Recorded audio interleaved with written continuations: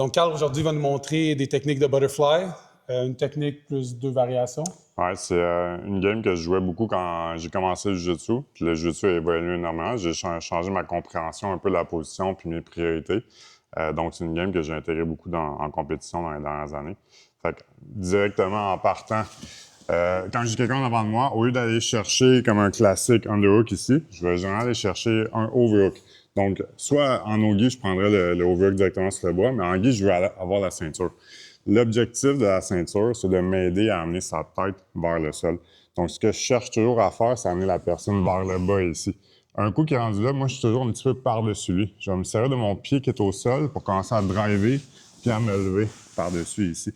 J'arrive presque toujours en 3/4 de montre ou si la personne défend vers moi, on va revenir sur un nicote après ici qui me donne un renversement puis un passage presque complété.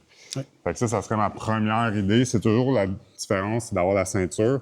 C'est pas de me glisser en dessous. En réalité, je vais amener la personne la tête dans le sol ici pour me lever, pour retourner sur le dessus et revenir ici vers l'intérieur pour passer à ça.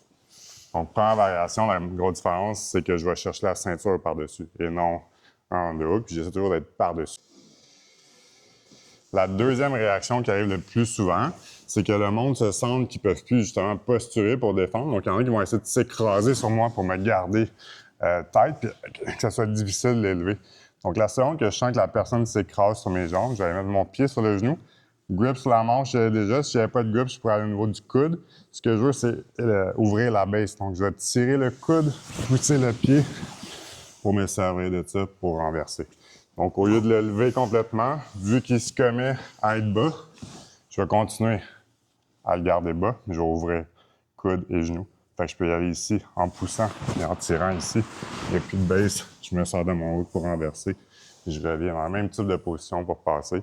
Donc, toutes mes sweeps m'amènent presque à la même position finale. Donc, ça ne me complique pas la vie en termes de finition après. Je suis pas capable de poster, en tout cas pas facilement à cause de l'angle. Il reste pas grand-chose pour que tu puisses poster. Parce que vu que j'ai un overhook ici, ton bras il est trappé, tu es content d'avoir l'underhook.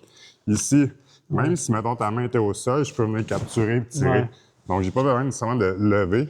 Si j'étais ici et tu te mets bas, on laisse couper et ça t'enlève le genou. Vu que ton genou s'enlève complètement, c'est dur de s'empêcher de tomber même avec le coude.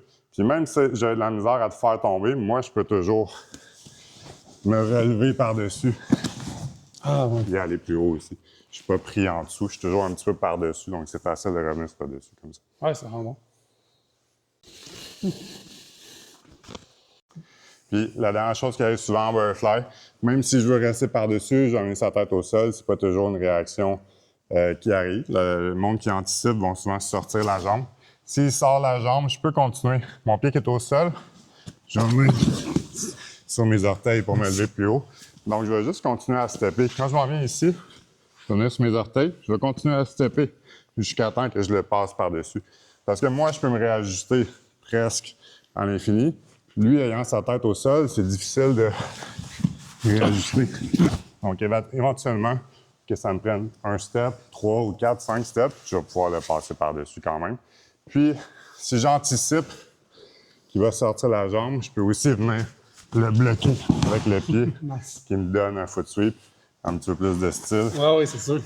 Donc, quand on time quelqu'un qu'on sait qui va être agile, venir bloquer directement, on peut empêcher, puis ça ne demande pas énormément de skill. Je sais qu'il va sortir de sa jambe, il reste presque rien d'autre pour sortir. Donc, quand la jambe sort, ben, je le bloque, puis j'ai mon foot sweep, butterfly sweep. Nice, je me suis senti voler. Merci.